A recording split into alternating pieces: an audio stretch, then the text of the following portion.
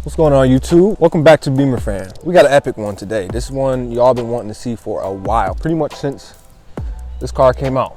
Okay, we're gonna compare pretty much, I guess, 20 years of M5. We got my E39 M5's 2002, and then we have this, I believe it's a 2018 F90 BMW M5. So roughly 20 years apart in terms of chassis. My M5 has around 400 horsepower, around 370 foot-pounds of torque, V8, naturally aspirated, and these only came in a manual. It's a very old school, very pure car. We're gonna have my buddy Will from BMW of Ann Arbor tell us a little bit about the newer generation M5. So this is the 6th generation of the M5, the F90. From the factory, it has 600 horsepower, 553 pound-feet of torque.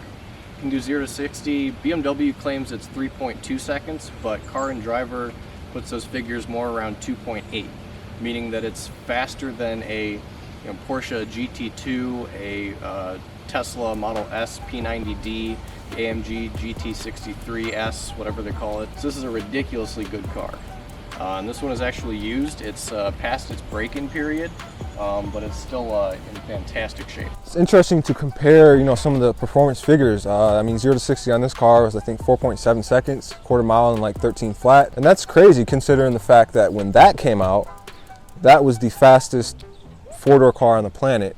And even comparing some of the weight figures, like, this thing weighs 3,900 pounds. This weighs almost 4,500 pounds. So it's almost 600 pounds heavier, but it's a lot faster, which I think is really interesting. So, I mean, honestly, you look at both these cars, this one is much more sharp, has a lot more angles to it. Just looks, honestly, more aggressive. Like seeing it rolling on the road and just the overall road presence of the car is much more aggressive than this one.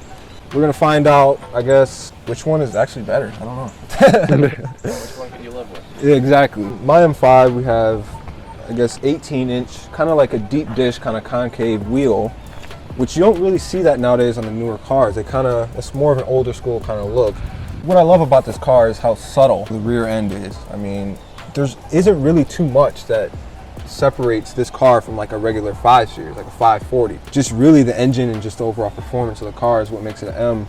But to the average person, they would have no idea what's going on. If you check out the F90, it seems just bigger. It's a bigger car. It just looks heftier, a little more bulky.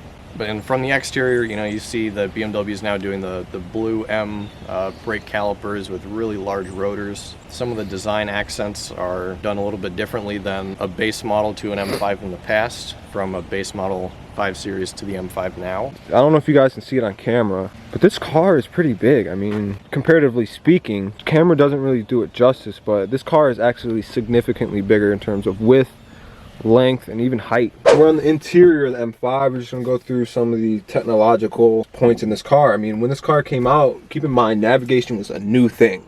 Like this early 2000s. So when this car actually first came out, it had like this dinky little, honestly really cheap looking screen, but since this is the facelift model, we got a newer steering wheel. To me, it looks more pleasant to the eye, and then we have an updated infotainment system as well. It's pretty much bare bones in this car. First things first,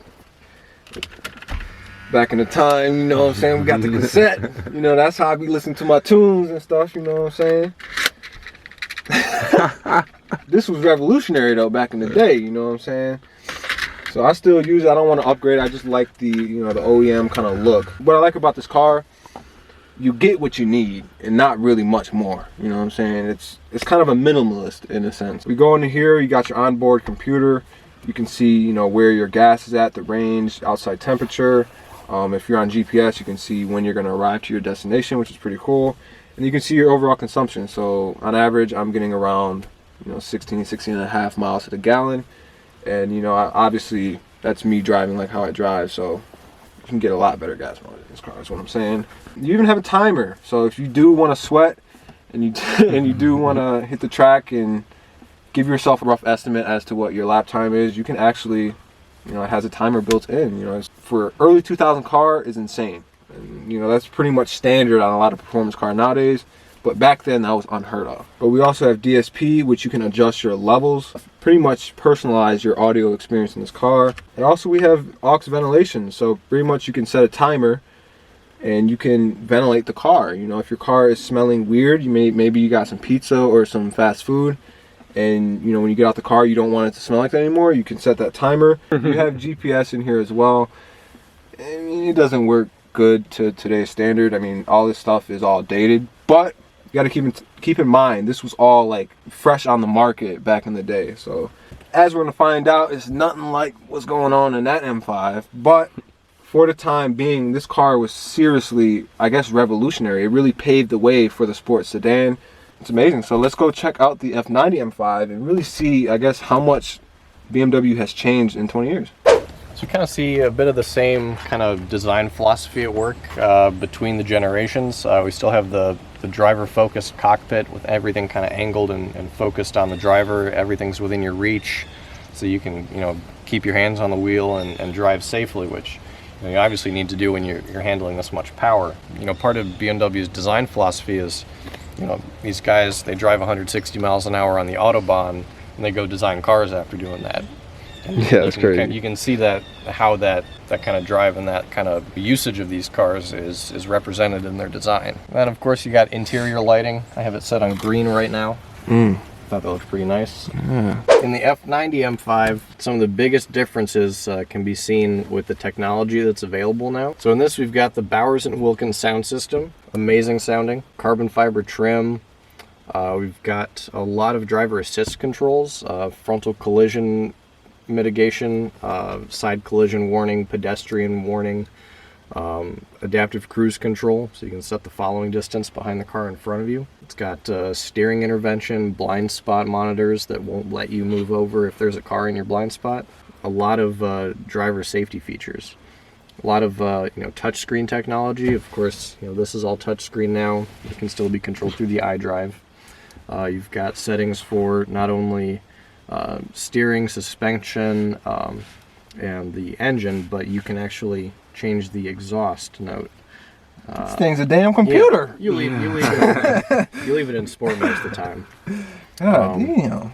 Yeah, there's a lot of technology that just makes living with a car like this something you can do. Every day you can put everything in comfort, put the engine in eco mode. And then, as soon as you want to hit the gas, see a nice corner, a nice straightaway, just pop it in one of your programmable M modes and zip off. This thing, as you heard, has a lot more technology than my car. That's 20 years of BMW, really honing in on their ability to just create and be innovative, because that's really what they're known for. We talk about all the innovative features in my car. This car is honestly equally as innovative, especially with this, which you can has the dynamic drivetrain too, so you can. Yeah, so you let's see if we can play with that a little bit. So right now, you can only switch it to the rear wheel drive when you turn dynamic stability control off. So we're going to keep that on, leave it in all-wheel drive. If I had a little bit more time with the car, I would love to kind of compare how the drive is with the rear wheel drive versus the all-wheel drive. So I guess the only thing left to do now is drive the damn thing. So.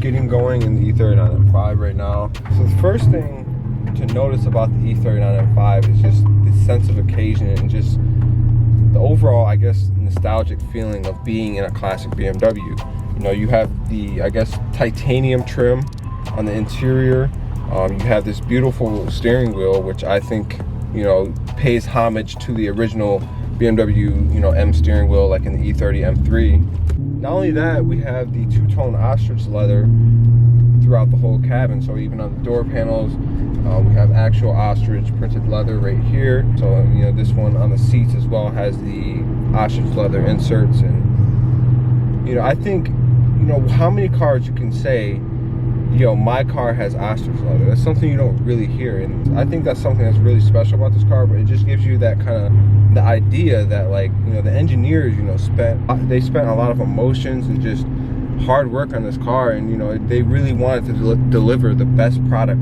that they possibly could back in the early 2000s. And that, I mean, that, you know, they were extremely successful, because this car, you know, you look up this car on Google and people rate it the best sedan ever made. So, you know, that really gives you an idea as to, you know, what kind of car we're driving.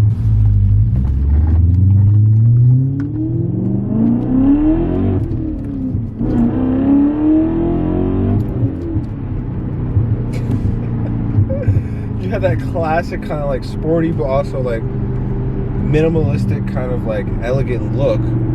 But then, like, what I love about it is you can just, you know, knock it down a gear and it sounds like that. I mean, to me, that is insane. You know, you can have a car almost sounding like a Mustang, and then, you know, you can throw it in a lower gear and you can just cruise out, and it's a proper BMW 5 Series. So it's got that kind of, you know, that super race car aspect. You know, that M is, you know, what they're known for.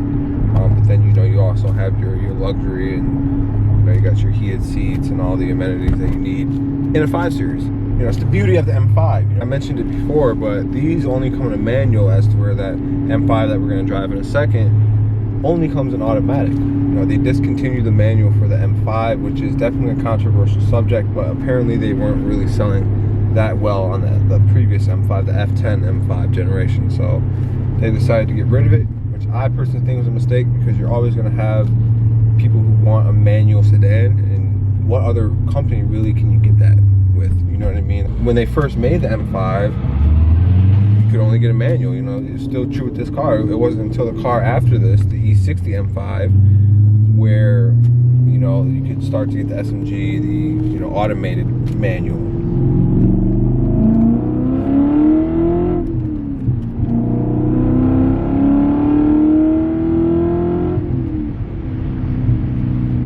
You really can push this car, and you're not really doing jail, like going to jail type speeds, you know what I mean? Like, you can still stay within the speed limit and have a whole lot of fun. My concern with the F90 is that's probably not going to be the case at all. I mean, that car on paper is like as fast as a supercar, as to where this, you know, you can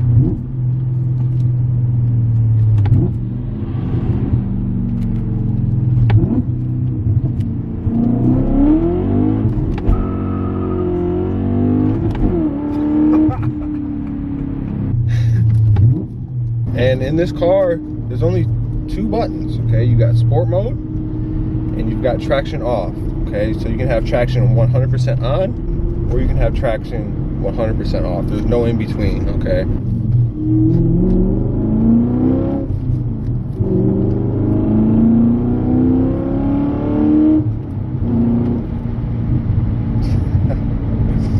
Now, I can't stress how organic and just natural this car feels. You kind of realize, you know, having driven newer BMWs and just newer cars in general, you know, you do lose that soul aspect of just the overall, I guess, experience of any kind of new vehicle. The biggest thing with the E39 M5 though, and this goes for any E39 M5, is just, you know, just the heritage behind the car. I mean, BMW has claimed it an official classic BMW at this point, and you know, the market value is going up on these cars pretty quickly as well. It's just one of those things where it's got a special place in people's hearts, especially if you're a BMW enthusiast.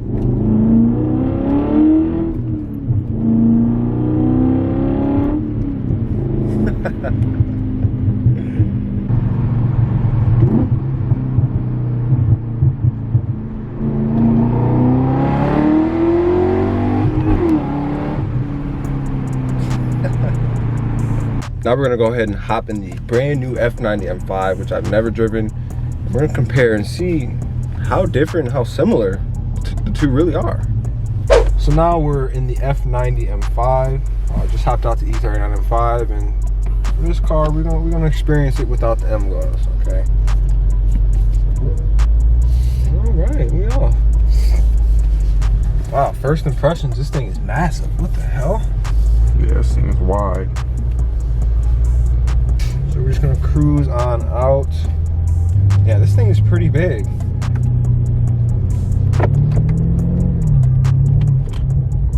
Wow, my car is looking good. We already gonna go Sport Plus. Let's see. We're gonna go suspension. I feel like I'm Captain Kirk. We're gonna go Sport for now. Handling is gonna be on Sport, and we're gonna go Sport. Just Sport everything. Wow, first impressions, this thing is very easy to drive. It's very user friendly. It's much more easier to drive than my car. Paddles feel real nice. Oh, they almost have like rubber, yeah, rubber like little things on the back. So the look of them is almost like, I guess, aluminum or, you know, some kind of metal when you touch them, but on the back of them it's rubber. So, you know, it's not cold. You know, it's winter out here right now. It's actually pretty warm on the back of the pedal. I guess, you know, yeah, it feels like a 5 Series, but I don't know. Maybe I'm just so used to my car. This thing feels more like a 7 Series than a 5 Series to me. Just first, you know, initial impressions, because yes, I have driven the new generation 7 Series, the one my dad owns. This kind of feels similar to that in a sense, like. Oh, now that's different. Now that is different. He was saying this thing has like 600 horsepower. That's something different right there. That's a whole different power delivery than my car. Jeez, it's violent. When you're just cruising around, it feels so calm and collect. But as soon as you get on that throttle, this thing becomes an M. It's the weirdest experience. Oh my God.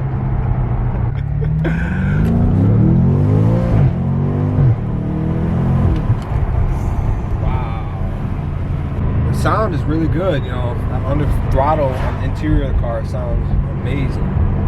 It sounds, to me, it sounds much better than the F10 M5.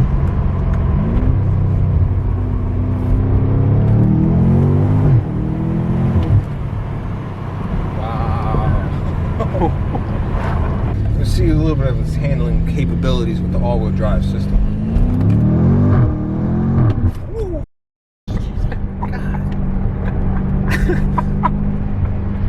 Whoa.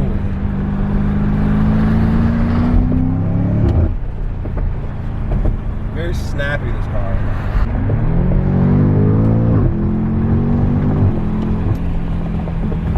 Oh man, I like that. We've got 8 gears that we can choose from. This thing red lines up to around 7,200 RPMs, which is, you know, very similar to my M5. You know, my M5 red lines up to 7,000 flat, but you can get a tune and have it red line up to, you know, 7,250 if you want to.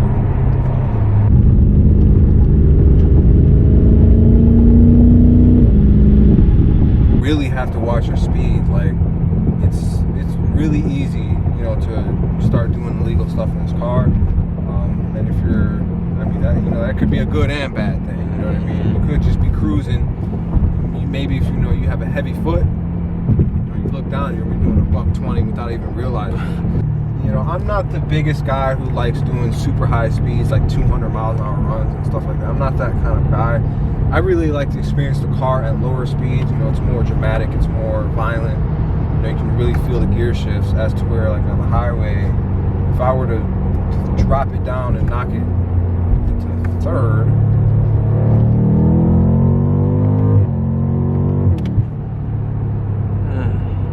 it just keeps going. It's like when it goes into the next gear, it gets faster. You know, it revs faster. In my car, you know, once you start ringing it out, you know, you gotta you know, it takes longer in between gears. That's where in this you really gotta watch your revs, like, or else you're gonna be banging off the limiter. But it sounds good. You know, it's for a stock car. Granted, mine is super modified. You know, for a stock car, this thing sounds really good. And I don't know if, you know, they pipe in some of that sound. I don't know how authentic that is. Here's some pops. There we go. Ooh. There we go. Let's get it.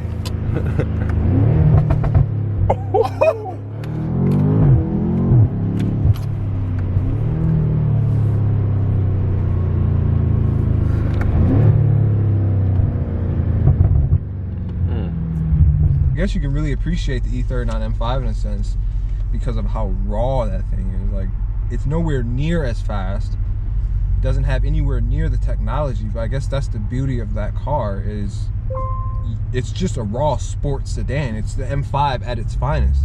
And this is just, you know, the M5 with a whole bunch of stuff added on.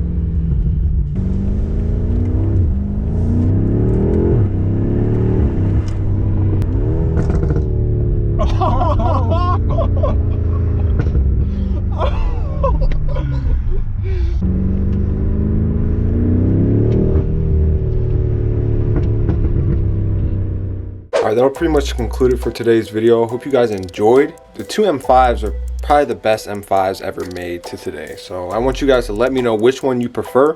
Which one do you like better, the E39 or the F90? That's a tough one, man. There's two different cars for two different purposes. If you want overall just a raw driving experience and you don't really care about technologies and amenities, definitely go for the E39 M5. But if you're somebody who really does care about technology and a lot of innovative features, F90 M5 is definitely the way to go. And it's honestly just more practical. You know, you can do all-wheel drive, you can drive it all year round if you want to. BMW has really improved a lot in that department. So I just want to thank Will from BMW of Ann Arbor and BMW of Ann Arbor in general. That F90 M5 that you guys saw in today's video is actually for sale. So if you are interested in buying it for an epic deal, make sure you check out the description. I have all of Will's information below. So definitely hit him up. If you guys are in the market for any kind of BMWs at all, also hit up Will because he will definitely take care of you. You know, just tell him that Beemer Fam sent you and he'll definitely give you a good deal. So thanks again for everybody who watched the video. Thanks again to BMW of Ann Arbor, and thanks again to Will, my cousin Dave, who helped me with this video as well. And then thank you for Danny for letting us use his property. Hope you guys enjoyed the video. Follow us on Instagram at Beemer Fam, and I'll see you guys in the next video. Thanks for watching.